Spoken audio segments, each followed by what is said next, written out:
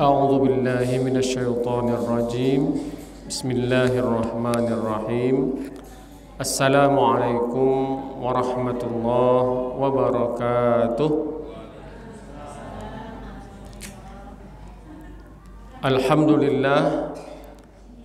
لله رب العالمين والصلاة والسلام على أشرف الأنبياء والمرسلين وعلى آله وأصحابه أجمعين أشهد أن لا إله إلا الله وحده لا شريك له وأشهد أن محمدا عبده ورسوله لا نبي بعده اللهم فصل وسلم وبارك على هذا النبي الكريم نبينا الهادي محمد صلى الله عليه وسلم وعلى آله وأصحابه ومن تبعهم بإحسان إلى يوم الدين أما بعد فيا معاشر المسلمين والمسلمات أوصيكم ونفسي بتقوى الله فقد فاز المتقون يا أيها الذين آمنوا اتقوا الله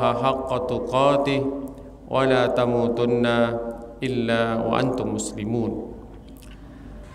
Pertama sekali mari kita bersyukur kepada Allah Subhanahu wa taala atas segala nikmat karunia yang telah Allah berikan kepada kita, terutamanya adalah mensyukuri nikmat iman yang masih ada tertanam dalam hati setiap kita. Itulah nikmat yang paling utama yang Allah berikan, dan dengan adanya iman, dorongan iman, Allah beri kita kekuatan dan kemudahan untuk beribadah kepadanya. Dan beribadah adalah tujuan Allah menciptakan setiap kita. Wa ma khalaqtul jinna wal insa illa liya'budun. Alhamdulillah ala ni'matil iman. Kemudian bersyukur atas nikmat Islam. Islam selamat adalah agama yang menyelamatkan kita dalam kehidupan dunia dan akan menyelamatkan kita di hari akhirat, menyelamatkan kita dari azab api neraka dan memasukkan kita dalam keselamatan dalam surga Allah Subhanahu wa taala. Innad dina 'indallahil Islam. Kemudian bersyukur atas nikmat sehat wal afiat yang masih Allah berikan sampai saat ini, sehingga kita bisa beribadah, beramal soleh, beraktivitas sehari-hari karena kita masih diberi oleh Allah nikmat sehat wal afiat. Salawat dan salam kita sampaikan kepada Nabi besar kita Muhammad sallallahu alaihi wasallam yang merupakan suri tauladan kita, yang merupakan contoh petunjuk dalam kehidupan kita. Masih ada sosok yang bisa kita teladani yang telah diutus oleh Allah Subhanahu wa taala dan sebagai rahmat bagi sekalian alam. Wa ma arsalnaka illa rahmatan lil alamin. Tidaklah engkau diutus wahai Muhammad melainkan kehadiran Muhammad adalah pembawa rahmat bagi sekalian alam. Mudah-mudahan kita pun mendapatkan kebaikan, keberkahan dengan kita bersalawat dan salam kepada beliau di dunia, dan juga kebaikan, keberkahan mendapatkan syafaat Rasulullah nantinya di hari akhirat kelak. Amin ya rabbal alamin. Masyarul muslimin wal muslimat jamaah yang dimuliakan Allah Subhanahu wa taala. Pada malam hari ini kita mengkaji beberapa ayat dalam Al-Qur'an dalam surah Al-Ankabut. Al-Ankabut bermakna laba-laba. Dalam ayat ke-56 dalam surah Al-Ankabut ini Allah Subhanahu wa taala berfirman. Allah berfirman dengan menyeru hambanya dengan kata ibadi. Abdun ibadi bermakna hamba-hambaku. A'udzubillahi minasyaitonir rajim. Bismillahirrahmanirrahim. Ya ibadiyalladzina amanu inna ardi wasi'atun fa iyaya fa'budun. Yang artinya,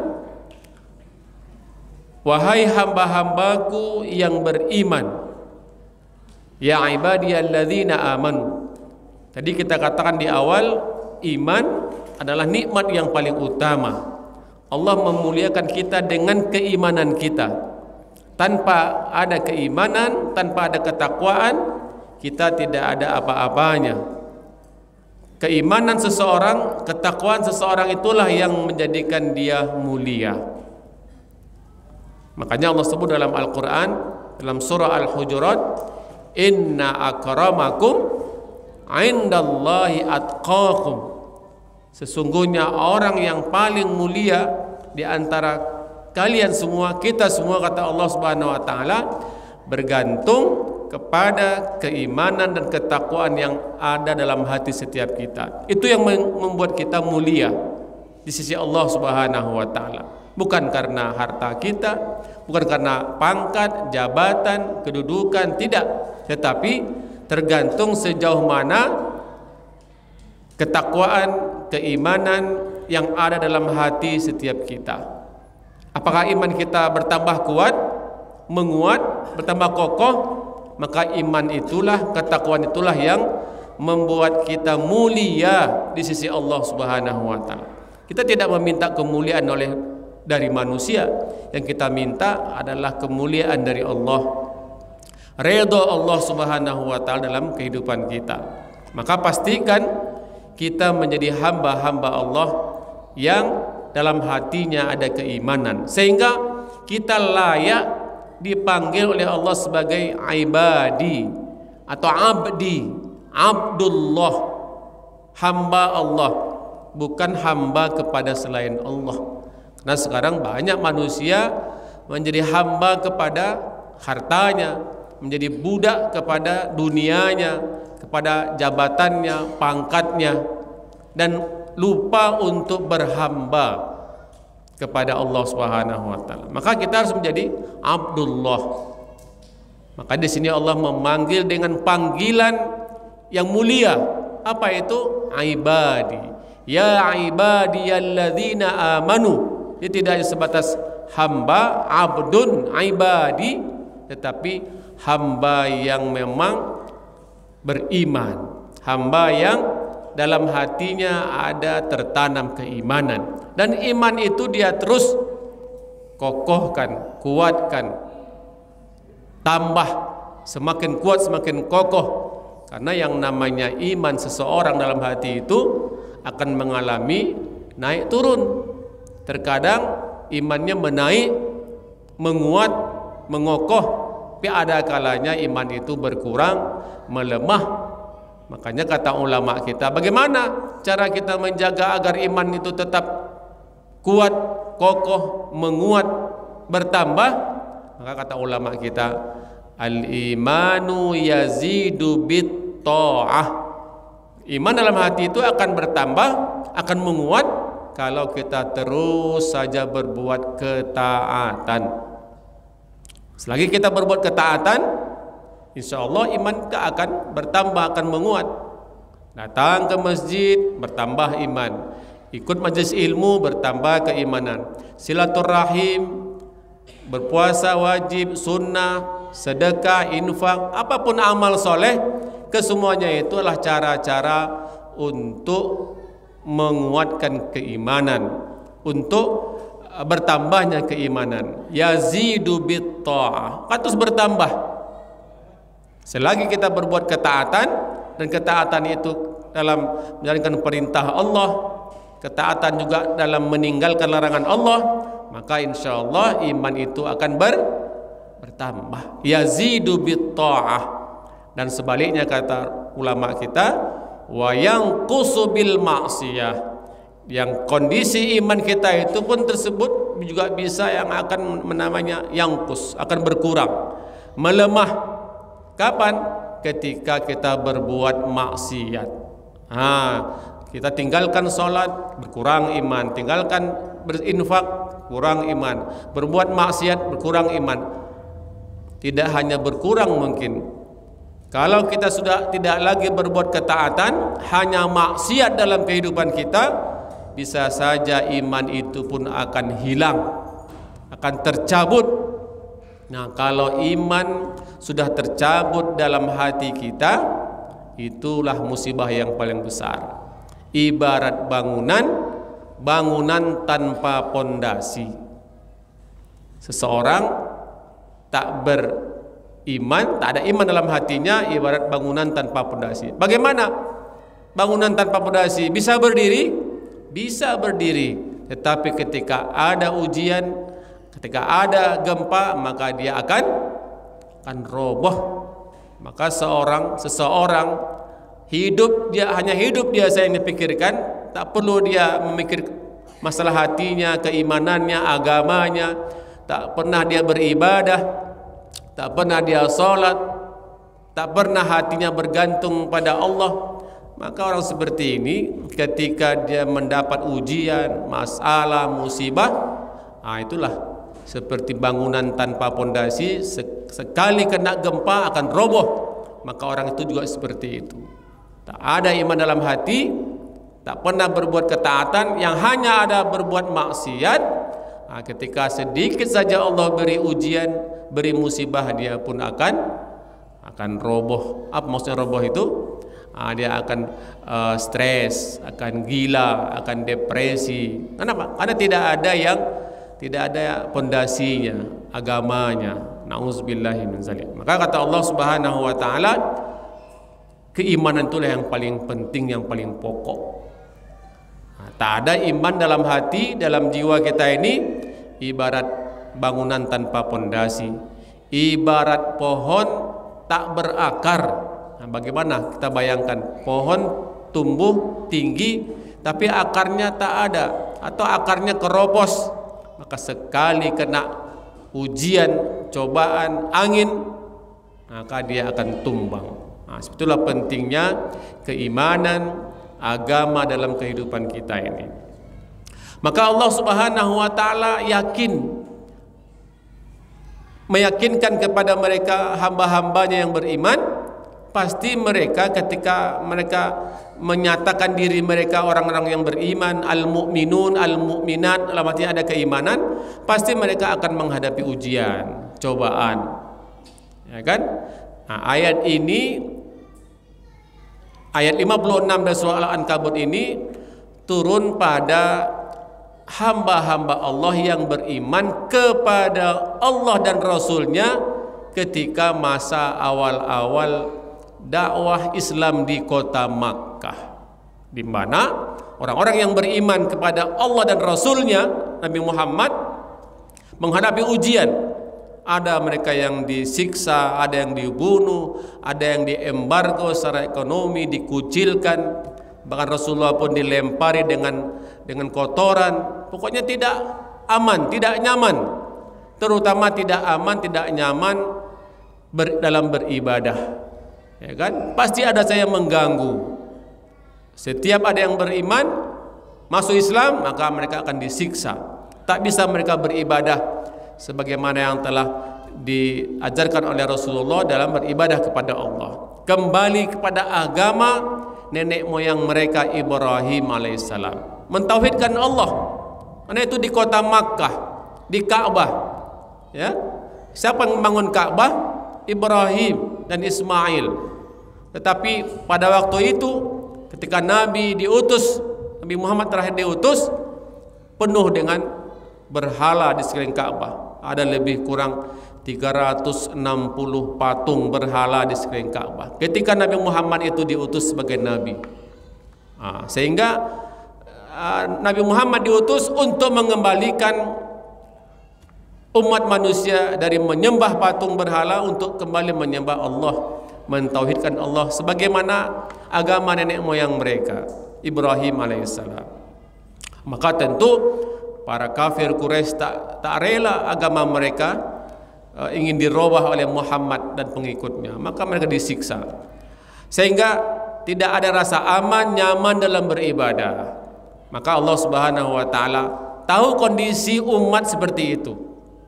Maka kata Allah, ya ibadiyalladzina amanu, kalian wahai hamba-hamba Allah yang telah beriman kepada Allah, beriman kepada Nabi Muhammad sallallahu alaihi wasallam, dan kalian mendapat siksaan karena keimanan kalian, Maka sekarang kata Allah, saatnya untuk meninggalkan kota Makkah ini. Inna ardi wasi'atun, kata Allah, sesungguhnya bumiku sangat luas. Fa iyaya fa'budun, maka hanya kepadakulah untuk beribadah. Artinya, kalau tempat kampung negeri kita itu sudah tidak aman, nyaman kita dalam beribadah kepada Allah, sementara kita diciptakan untuk beribadah kepada Allah, maka tinggalkan kampung itu. Ini ayat ini menyuruh kaum muslimin yang beriman di kota Makkah untuk meninggalkan kota Makkah ini, walaupun itu kampung halaman mereka, dan menyuruh Nabi Ibrahim, Nabi Muhammad pun untuk meninggalkan. Kenapa? Karena kondisi kota Makkah tidak kondusif, tidak aman, tidak nyaman untuk beribadah. Meskipun di situ ada Ka'bah, ya kan? Nah, itulah seperti itu. Maka berhijrahlah mereka. Maka disebutlah mereka sebagai al-muhajirun, orang-orang yang berhijrah, orang-orang yang berpindah, meninggalkan kampung halamannya. Apakah hanya sebatas meninggalkan tempat kota Makkah pindah ke kota Madinah? Tidak hanya itu. Yang paling utama adalah mereka berhijrah, berpindah untuk menyelamatkan iman mereka, menyelamatkan akidah, keyakinan mereka. Kalau untuk dalam hal beribadah diganggu, maka tidak ada jalan lain kecuali mencari tempat yang lebih aman untuk beribadah. Nah, itu untuk jangka waktu tertentu. Maka mereka disebut dengan al-muhajirun, orang-orang yang berhijrah. Fa iyaya fa'budun, karena memang tujuan kita untuk beribadah kepada Allah Subhanahu wa taala. Makanya dalam surah Al-Kahfi itu ada kisah pemuda-pemuda. Ada apa dengan pemuda-pemuda itu? Pemuda-pemuda itu adalah pemuda-pemuda yang beriman. Ya. Ada Allah bangga dengan pemuda-pemuda yang beriman. Tetapi mereka berhadapan dengan penguasa yang zalim. Siapapun rakyatnya, bangsanya yang tidak seagama, seiman dengan penguasa, maka mereka akan dibunuh. Maka apa caranya untuk menyelamatkan iman tetap bisa beribadah? Tinggalkan kota itu dengan pemimpin yang zalim tadi. Maka mereka berhijrah kemana? Al-Kahfi, yaitu gua. Mereka menyelamatkan agamanya, menyelamatkan imannya, berhijrah. Kata Allah Subhanahu wa taala, walabithu fi kahfihim apa? Walabithu fi kahfihim 300 sinina wazdadu tis'a. Coba lihat berapa lama mereka berhijrah meninggalkan negeri yang zalim penguasanya untuk menyelamatkan iman dan bisa beribadah dengan aman nyaman. Mereka tinggal di guanya itu lebih kurang 309 tahun. Ya. Ada apa mereka di dalam gua? Ada apa mereka di dalam gua itu? Ngapain? Tidur. Berapa lama mereka tidur? Ketika ditanya, yauman au ba'da yaum, hanya satu atau separuh hari menurut mereka. Padahal mereka sudah tidur selama 309 tahun. Mengapa mereka meninggalkan kampungnya, negerinya? Karena tadi tak bisa beribadah. Sementara kita hidup ini untuk beribadah, iya kan? Maka harus pergi meninggalkan, harus pergi ke gua dan lain semacamnya. Seperti itu. Karena memang kita beribadah, ya kan? Umpamanya sekarang ini apa yang lagi heboh di media sosial, di TV? Palestina, Israel, ya kan? Sama juga. Yang namanya kezaliman, ya kan, sama di mana-mana seperti itu. Ya. Ketika bangsa Palestina yang dulu hidup aman, nyaman, mereka adalah keturunan para nabi. Palestina itu kan negeri para nabi, negeri yang paling banyak nabi diutus di situ. Nabi Ibrahim dengan anak keturunannya, sampai Musa, Isa, Bani Israel, di sana semuanya. Kecuali nanti Nabi Ibrahim pindah berhijrah, meninggalkan Palestina, menikah dengan Siti Hajar, pindah ke Masjidil Haram, ke Makkah. Ini di Makkah tidak banyak Nabi Ibrahim, Ismail, itu saja. Sementara di Palestina ini banyak sekali. Nah, sekarang ini bagaimana mereka, bangsa yang dulunya aman, nyaman, tetapi diusir dari negerinya, ya kan? Nah, sementara ada di antara mereka yang meninggalkan Palestina, ada yang ke Yaman, ada yang ke Syria, ke Mesir, kemana-mana, karena mereka tidak nyaman lagi ketika beribadah di bumi mereka, di kampung halaman mereka. Tetapi tidak salah juga ada di antara mereka yang tidak mau berhijrah. Mereka tetap mempertahankan negerinya. Mereka yang mengangkat senjata, sedikit demi sedikit kumpulkan, tahu-tahu sudah 5.000 rudal yang ditembakkan dari Gaza ke Tel Aviv. Tidak ada masalah. Masing-masing berjihad dengan kemampuan yang mereka miliki. Allah katakan wa a'iddu lahum mastata'tum min quwwah. Yang penting Allah telah memberikan nasihat, memberikan panduan untuk menghadapi orang-orang yang zalim, penjajah, kolonial. Tentu perlu persiapan. Persiapan apa? Segala sesuatu. Tenaga, fikiran, senjata. Karena memang kita ini hidup penuh dengan kezaliman, penindasan. Nah, semut saja kalau diinjak dia akan menggigit, apalagi manusia yang berakal, hidup merdeka. Kalau dizalimi, dijajah, tentu akan melawan. Itulah konsep kehidupan ini, dan Islam mengajarkan hal seperti itu.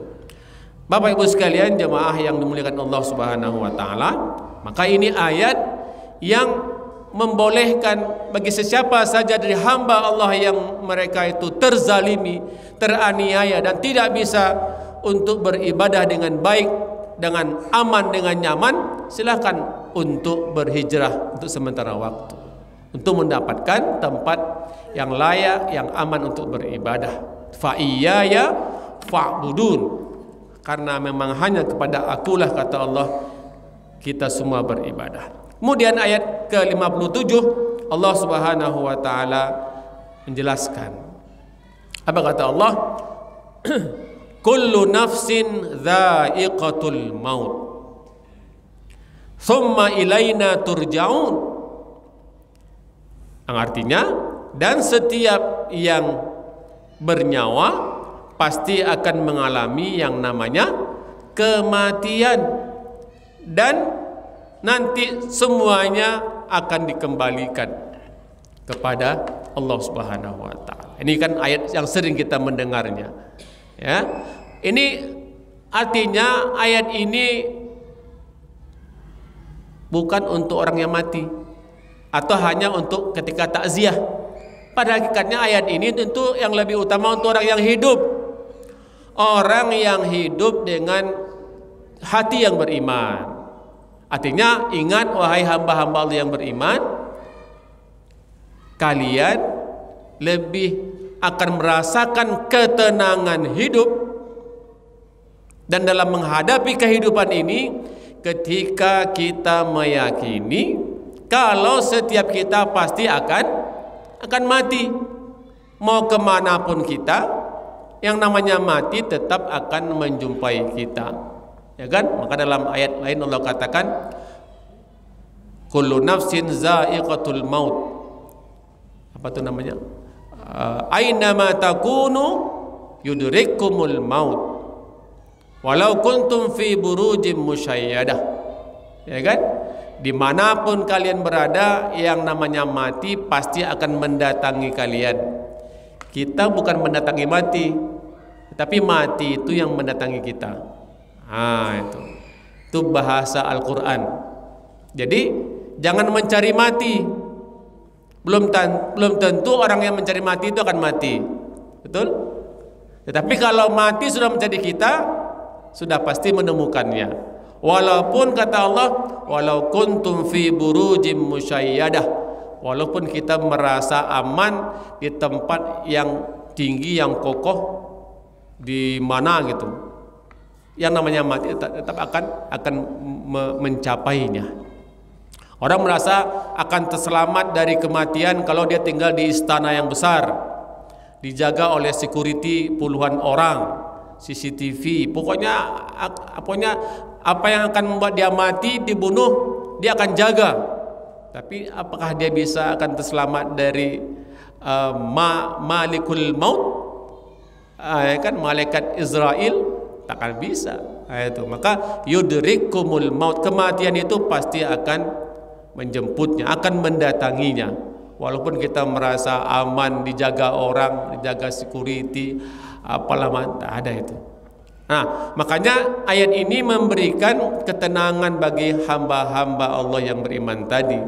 Tak perlu takut, la takhaf wa la tahzan. Ya, tak perlu ketakutan. Tapi sebab harus juga diambil. Makanya Allah berikan sebab. Kalau memang masih ingin beribadah, ingin bisa hidup dengan amannya, silakan tinggalkan kota Makkah ini. Ya. Ada nggak di antara sahabat yang beriman yang mati ketika di Mekah? Ada, banyak. Ya kan? Karena keimanannya disiksa, mati. Makanya kata Allah dalam Al-Qur'an, minhum man qada nahbahu wa minhum may yantazir wa ma baddalu tabdila. Nah, itulah kondisi kita manusia ini. Ada di antara orang-orang yang dahulu sudah menemui ajalnya, mereka sudah mati. Dan di antara mereka wa minhum may yantazir, dan di antara mereka ada yang menunggu. Nah, kita ini adalah orang-orang yang menunggu ini. Ya kan? Nah, cuman hebatnya kita kaum muslimin ini adalah kita ini umat yang sambung menyambung. Makanya kita berdoa, apa doanya? Allahumma ighfir lana wa li ikhwanina alladzina sabaquna bil iman. Jadi orang beriman itu dia tidak terputus, dia saling sambung menyambung dan saling mendoakan. Dulu sudah berlalu orang-orang beriman mendapatkan ujian, ada yang mati, ada yang syahid, macam-macam. Nah, orang yang datang kemudian pasti akan menunggu juga kematian. Tetapi yang sekarang masih hidup, dia tidak egois. Dia juga mendoakan orang-orang saudaranya seiman dahulu yang telah mendahulunya. Maghfir lana wa li ikhwanina alladzina sabaquna bil iman. Nah, ya Allah, ampunilah dosa kami dan ampunilah dosa orang-orang yang telah mendahului kami yang sama-sama kami beriman. Lihat, nanti kita pun juga seperti itu. Kita nanti akan mati. Kullu nafsin dha'iqatul maut. Mati kita semuanya. Ternyata nanti akan ada juga orang-orang yang juga beriman mendoakan kita. Jadi kita ini namanya ummatun muttasilah, umat yang terus sambung menyambung, tak terputus kita. Itulah hebatnya orang-orang beriman itu. Makanya tingkat persaudaraan yang paling tinggi itu adalah al-ukhuwatul imaniyah, persaudaraan sesama mukmin, sesama beriman. Itu paling tinggi itu. Di bawah itu apa? Al-ukhuwatul islamiyah, persaudaraan sesama kaum muslim. Sama-sama Islam KTP kita, tapi itu persaudaraan apa namanya itu? Sedang. Bagaimana kita berusaha memantapkan iman dalam hati dan kita saling bersaudara dengan dasar keimanan. Makanya Allah menyebut dalam Al-Quran, dalam surah Al-Hujurat, persaudaraan yang Allah puji, persaudaraan yang paling tinggi adalah persaudaraan atas dasar keimanan. Innamal mu'minuna ikhwatun.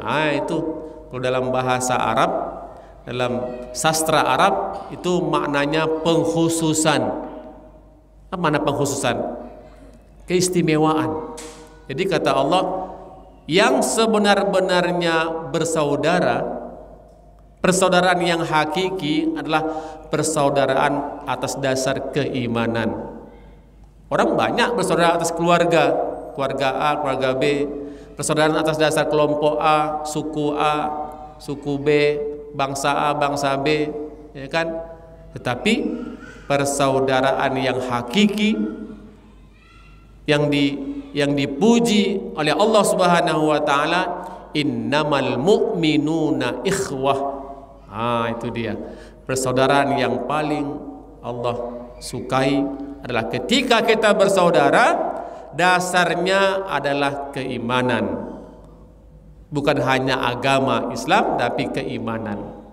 Makanya setiap orang yang beriman sudah pasti dia bersaudara. Tetapi orang yang Islam itu belum tentu dia bersaudara yang sebenarnya, ya kan?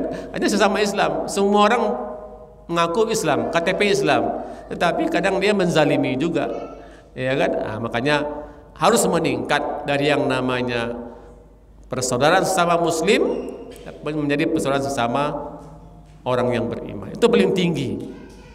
Ada lagi persaudaraan yang mungkin semua manusia. Apa itu? Itu disebut dengan al-ukhuwah al-insaniyah, persaudaraan sesama manusia. Jadi kita dengan orang Yahudi, Nasrani bersaudara karena kita sama-sama manusia. Orang tua kita sama. Siapa itu? Adam dan Hawa. Gitu kan? Maka kita tidak boleh juga menzalimi. Walaupun beda keyakinan, beda bangsa, beda suku, tidak boleh, karena mereka saudara kita juga. Hanya persaudaraan yang paling bawah, sesama manusia. Al-ukhuwah al-bashariyah, al-ukhuwah al-insaniyah, seperti itu. Jadi Allah katakan, maka jangan takut, karena kita ini adalah makhluk yang hidup, berasal dari Allah, pasti kita akan kembali kepada Allah. Tenang saja. Ada ujian tinggal dihadapi saja. Dan kita semua pasti, kata Allah, "Tsumma ilaina turja'un." Maka semuanya kita pasti akan kembali kepada Allah Subhanahu wa taala. Karena dari Allah kita berasal dan kepada Allah kita akan kembali. Kemudian Allah Subhanahu wa taala menjelaskan, memberikan kabar gembira bagi orang-orang yang menjaga imannya, menjaga ibadahnya kepada Allah. Apa Allah katakan dalam ayat ke-58? Walladzina amanu, diulang lagi oleh Allah Subhanahu wa taala, walladzina amanu wa amilus solihat, dan adapun orang-orang yang terus dia menjaga imannya dan terus pula dia beramal soleh, wa amilus solihat. Jadi ingat ya, iman saja dalam hati tak cukup, harus ada iman. Itu kan hati, harus ada namanya amal soleh, amal yang baik, ya, apapun bentuk amal solehnya. Maka kata Allah, orang-orang yang beriman, menjaga imannya dan beramal soleh, lanubawwi annahum minal jannati ghurafa, maka Allah akan beri ia tempat yang tinggi nanti di hari akhirat kelak. Apa itu? Ghurafan, kamar-kamar, tempat-tempat di surga yang tinggi. Ini janji Allah Subhanahu wa taala bagi orang yang menjaga keimanannya, terus berusaha untuk beramal baik, beramal soleh. Tidak ada yang sia-sia dari amal soleh. Apapun yang kita kerjakan di dunia, pasti Allah berikan balasannya, ganjarannya. Ya, yang baik Allah beri balasan kebaikan. Wa may ya'mal mithqala dzarratin khairan yarah. Berbuat amal kebaikan, amal soleh walaupun sekecil biji sawi, kalau itu baik menurut Allah Subhanahu wa taala, itu amal soleh, maka Allah berikan ganjarannya, pahalanya. Sebaliknya kata Allah, wa may ya'mal mithqala dzarratin syarran yarah. Siapapun yang berbuat keburukan, kezaliman, kejahatan, walaupun hanya sekecil biji sawi, dan itu adalah perkara yang buruk, maka dia pun akan mendapatkan balasannya. Tentu Allah Subhanahu wa taala pada ayat ini memberikan kabar gembira. Apapun yang kita kerjakan di dunia ini tidak ada yang sia-sia. Apalagi amal ibadah, amal soleh, majelis ilmu, ini pasti Allah akan berikan balasannya. Di dunia kita mendapatkan ketenangan, kebaikan, di akhirat pun juga pasti Allah berikan balasannya. Ini ayat Allah katakan. Sorga-sorga yang tinggi, tajri min tahtihal anhar. Ada apa dengan surga itu? Surga yang tinggi. Kenapa harus tinggi? Ya, karena di bawah surga itu mengalir apa? Sungai. Satu sungai atau banyak sungai? Al-anhar itu jamak plural. Satuannya adalah nahrun. Nahrun satu sungai. Kalau banyak sungai, anhar. Jadi bisa gak bayangkan seperti apa surga itu? Bisa terbayangkan? Bisa kan? Harus dibayangkan. Tak bisa nggak bayangkan. Ingat ini. Allah, hah? Diyakini misalnya. Tapi kalau dibayangkan dengan otak mungkin. Nggak mungkin. Harus mungkin. Itu. Jadi Bapak Ibu, ini pengajarannya ini. Ya. Apapun yang Allah jelaskan dalam Al-Qur'an tentang surga, tentang neraka, apapun, ya, dan itu ilmu, itu masih dalam batas akal manusia untuk bisa menangkapnya, membayangkannya, menggambarkannya. Tidak ada yang tidak bisa. Dan Allah memberikan gambaran itu, kita masih bisa untuk membayangkannya, walaupun bayangan kita itu terbatas. Itu dia. Karena apa? Mamanya kata Allah, jannatin tajri min tahtihal anhar. Bayangkan surga itu adalah surga yang mengalir di bawahnya sungai-sungai. Nampak surga, nampak taman? Tahu taman? Nah, dan nampak taman. Makanya orang membuat taman. Ya kan? Kebun. Kemudian bagaimana indahnya kebun itu, taman itu? Kalau ada apa? Ada danau, ya kan? Ada air-air, ya kan? Ada sungai. Nampak termakan oleh akal kita. Nggak mungkin tidak. Itu gunanya Allah Subhanahu wa taala memberikan gambaran seperti itu agar kita bisa membayangkannya dan akal kita mampu untuk menangkapnya dan berharap tidak hanya sebatas membayangkan tetapi betul meyakini dan berharap untuk bisa menjadi penghuninya. Gitu tujuannya. Bukan itu sekedar cerita ataupun dongeng ataupun khayalan, ilusi, tidak. Tapi itu memang kenyataan hak kebenaran yang akan Allah berikan kepada mereka orang-orang yang beriman. Balasan bagi mereka. Seperti itu. Tidak ada yang mustahil. Tapi memang ada kata yang mengatakan surga itu yang hanya bisa tertangkap oleh akal kita. Tetapi yang sejatinya, yang sebenarnya lagi adalah mala ainun ra'at wala udhunun sami'at wala khatara ala qalbi bashar. Jadi yang namanya kehidupan akhirat itu tak pernah terlintas oleh mata, terdengar oleh telinga, dan terbetik dalam hati. Dan lebih dari itu semua, paling tidak Allah sudah memberikan gambarannya. Itu. Sehingga kita ada keinginan untuk mendapatkannya. Itulah Allah berikan gambarannya. Tajri min tahtihal anhar. Banyak sungai. Makanya dalam ayat yang lain Allah katakan apa saja isi sungai itu? Apa Bu? Apa airnya?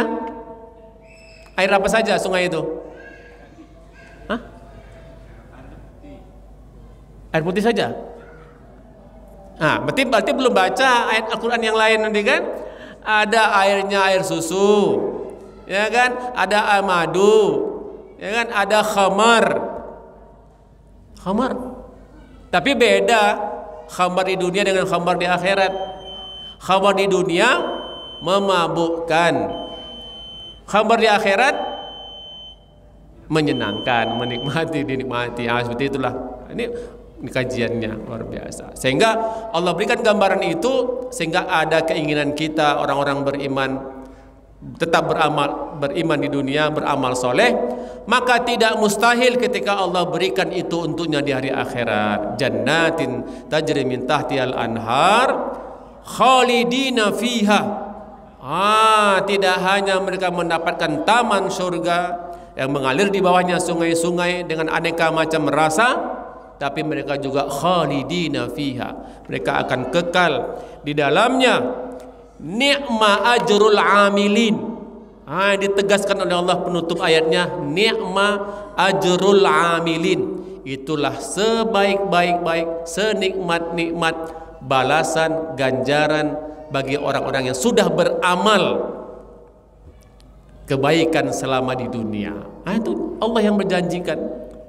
Ni'ma ajrul amilin. Itulah sebaik-baik, senikmat-nikmat balasan, ganjaran bagi orang-orang yang sudah beramal ketika di dunianya.